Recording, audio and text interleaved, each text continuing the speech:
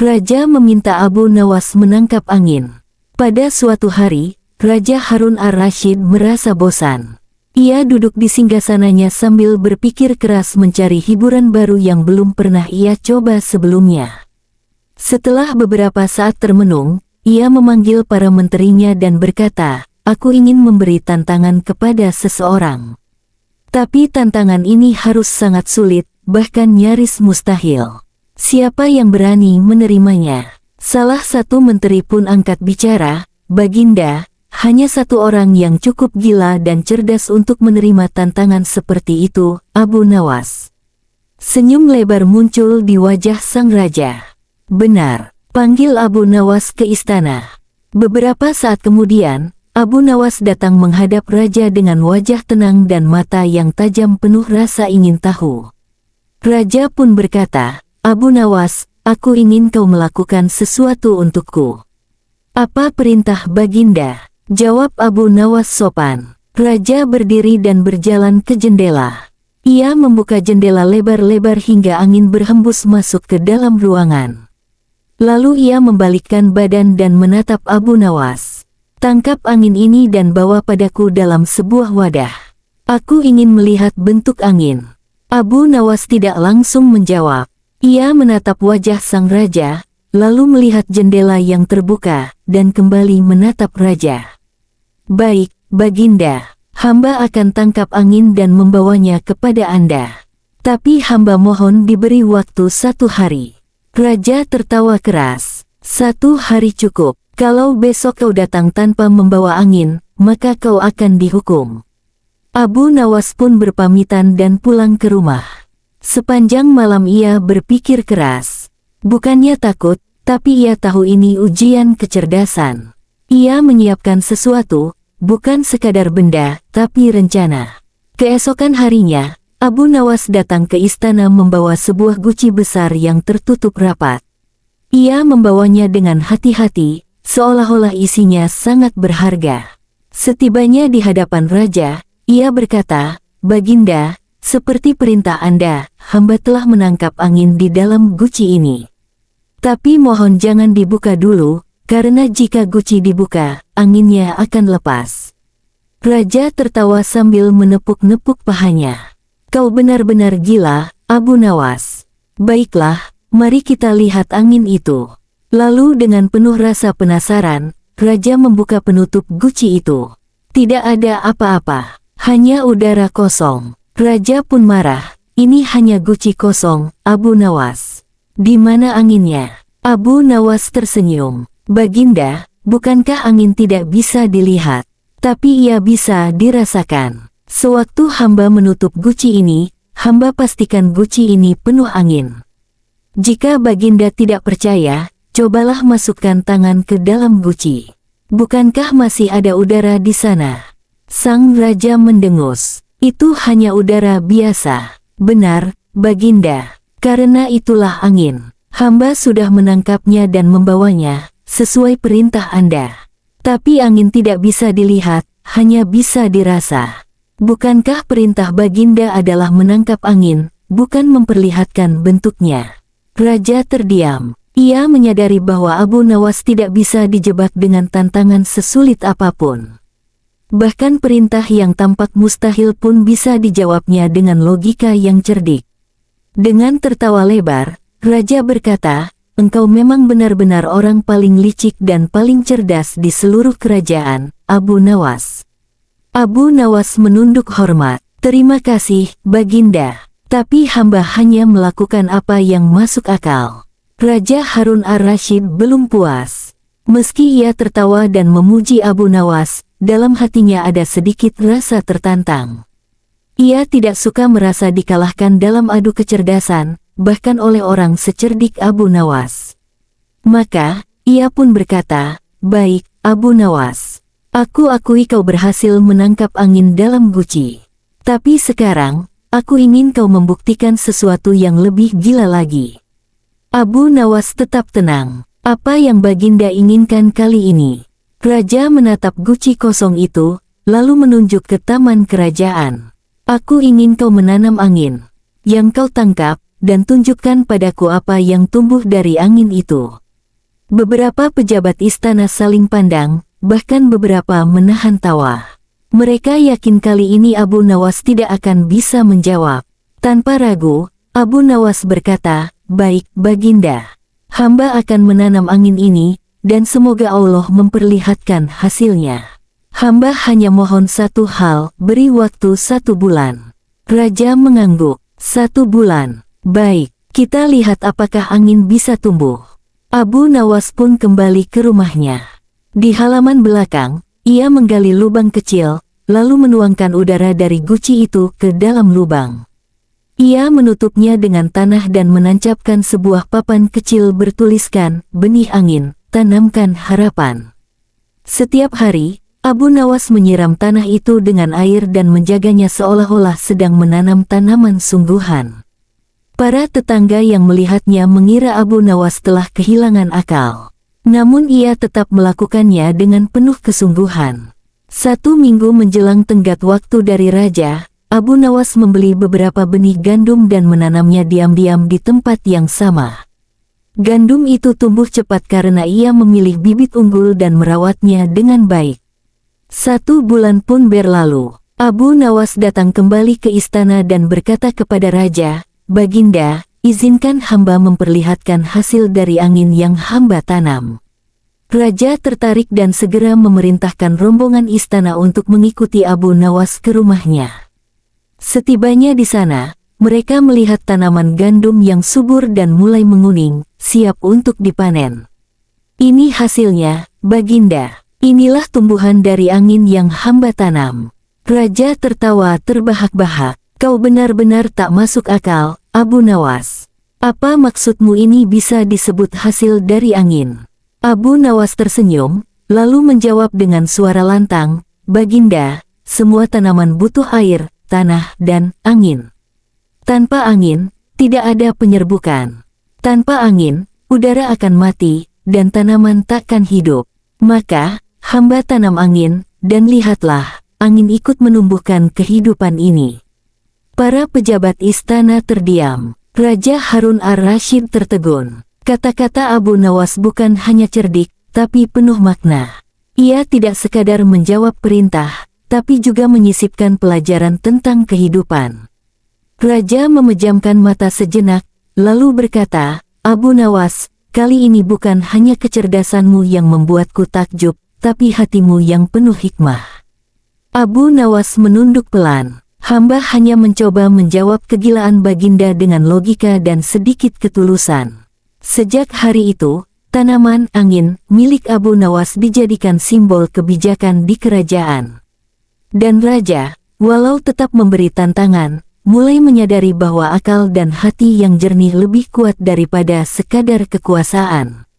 Beberapa minggu setelah peristiwa penanaman angin itu, Raja Harun ar-Rasyid sering termenung sendirian di taman istana. Ia memikirkan kata-kata Abu Nawas yang semakin hari terasa seperti nasihat, bukan sekadar lelucon atau jawaban cerdas. Namun sebagai raja, ia merasa gengsinya sedikit terusik. Ia tak ingin terlihat kalah di depan rakyatnya, apalagi dari seorang rakyat biasa seperti Abu Nawas. Suatu malam, raja mengadakan jamuan besar. Semua menteri, pejabat, panglima, dan orang penting kerajaan diundang. Di tengah riuhnya pesta, raja tiba-tiba berdiri dan mengangkat tangannya, meminta semua hadirin diam.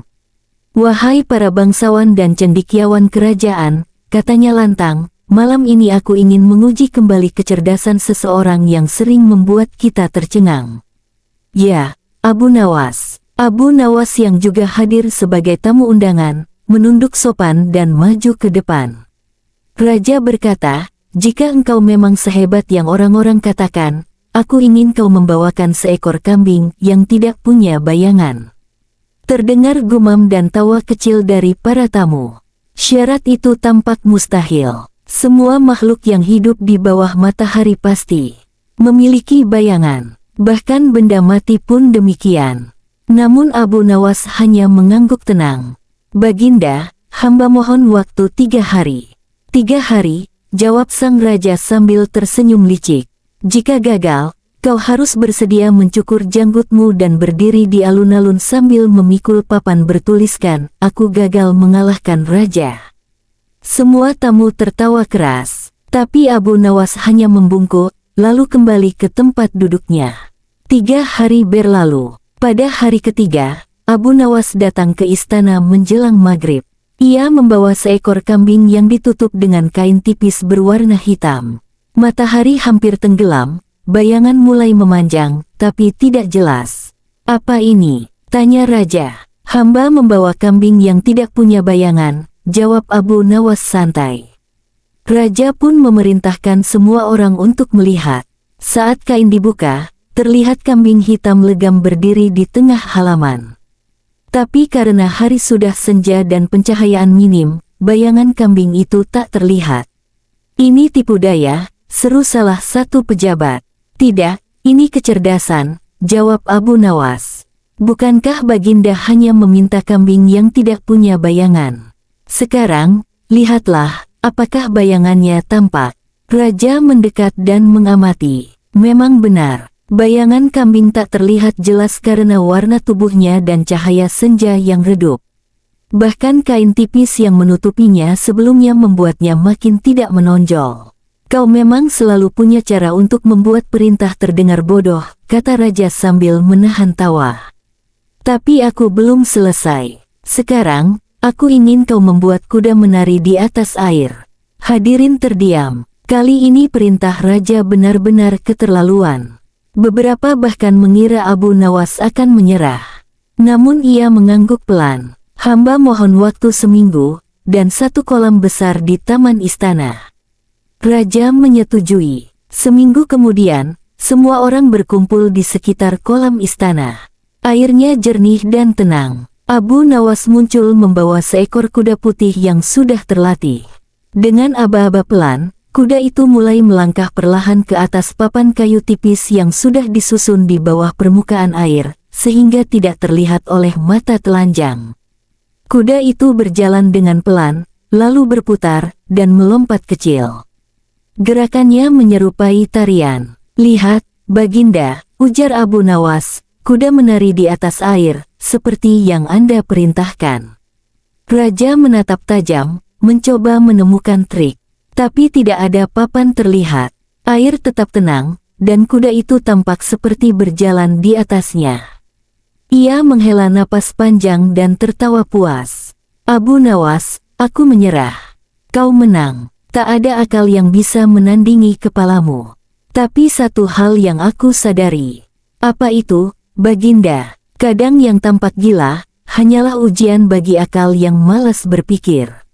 Abu Nawas tersenyum. "Dan yang tampak mustahil, hanyalah peluang bagi siapa yang berani mencoba." Sejak saat itu, bukan hanya rakyat yang menghormati Abu Nawas, tapi juga para pejabat istana yang dulunya meremehkan kecerdikannya. Dan Raja Harun ar-Rasyid, meski tetap memberi tantangan, kini menyadari bahwa di dalam guyonan Abu Nawas tersembunyi hikmah yang tak ternilai. Malam turun perlahan di atas istana Baghdad. Udara terasa lebih sejuk, dan angin lembut berhembus mengibaskan tirai-tirai panjang di balkon kerajaan. Setelah pertunjukan kuda menari di atas air, para tamu undangan satu persatu meninggalkan taman istana. Namun Raja Harun ar-Rasyid tetap duduk di singgasananya yang sementara dibawa keluar, memandangi kolam dengan tatapan penuh renungan. Abu Nawas berdiri di sampingnya, diam menunggu raja berbicara. "Abu Nawas," kata sang raja akhirnya, suaranya perlahan namun tegas, "engkau sudah berulang kali membuatku kagum. Kau selamat dari perintah-perintah mustahil, dan kau menjawabnya bukan hanya dengan kecerdikan, tapi dengan hati dan makna yang mendalam. Aku mulai bertanya-tanya, siapa sesungguhnya yang sedang diuji di sini, kau atau aku?" Abu Nawas menunduk sedikit. "Baginda, hamba hanyalah rakyat biasa. Namun hamba percaya, di balik setiap perintah ada pesan. Dan di balik setiap ujian, ada pelajaran." Raja tersenyum. "Kau benar. Aku memerintahkanmu menangkap angin, menanamnya, membawa kambing tanpa bayangan, dan bahkan membuat kuda menari di atas air. Tapi ternyata akulah yang diajak berpikir tentang kekuasaan, tentang logika, dan tentang kejujuran pada diri sendiri.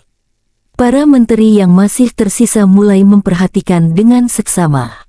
Mereka tahu, saat-saat seperti ini sangat langka, saat di mana sang khalifah membuka hatinya tanpa amarah dan penuh kejujuran.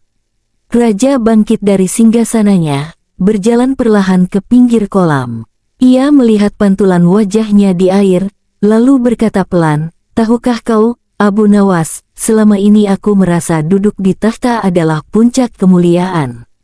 Tapi ternyata, seringkali justru orang-orang kecil seperti dirimu yang membawa cahaya kepada kerajaan ini." Abu Nawas melangkah maju, lalu berkata dengan bijak, "Tahta memang tinggi, Baginda. Tapi cahaya tak selalu turun dari atas. Kadang ia muncul dari tempat yang paling tidak kita sangka, seperti dari balik bayangan, atau dari guci kosong yang katanya hanya berisi angin." Raja menoleh, menatap Abu Nawas dengan sorot mata yang lebih bersahabat dari sebelumnya. "Aku tidak ingin lagi mengujimu dengan perintah mustahil. Sebaliknya, aku ingin kau menjadi penasihat istana. Bukan hanya sebagai penghibur, tapi sebagai cermin bagi diriku, seorang yang bisa mengingatkan saat aku terlalu tinggi memandang dunia." Para menteri terkejut, beberapa tampak tidak senang, tapi yang lain diam, karena mereka tahu keputusan itu lahir dari hati raja sendiri. Namun Abu Nawas menggeleng perlahan. "Baginda, izinkan hamba tetap di luar istana. Hamba merasa lebih bebas melihat dunia dari balik tirai rakyat jelata. Tapi kapanpun Baginda butuh pikiran jernih dan suara kejujuran, hamba akan datang." Raja mengangguk, dengan senyum yang dalam dan penuh rasa hormat. "Baiklah, Abu Nawas, kau tetap menjadi orang kepercayaanku, meski tidak tinggal di balik tembok istana." Malam semakin larut, bintang-bintang mulai memenuhi langit Baghdad. Abu Nawas pun pamit, berjalan pulang melewati jalan-jalan kecil kota, menyapa orang-orang yang masih terjaga. Wajahnya tampak bersinar diterpa lampu-lampu minyak yang tergantung di lorong-lorong rumah. Di sepanjang jalan, orang-orang berbisik tentang kebijaksanaan Abu Nawas. Anak-anak menirukan kisah kuda menari, para ibu membicarakan kambing tanpa bayangan, dan para bapak menertawakan cerita guci angin yang ternyata penuh makna.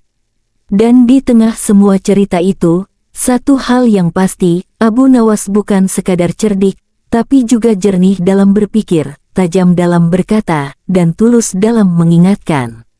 Namanya akan terus hidup dalam kisah-kisah rakyat, bukan hanya sebagai pelawak istana, tapi sebagai sosok yang mampu membuat raja belajar dari kebodohan yang diselubungi kebesaran. Baghdad malam itu lebih tenang dari biasanya.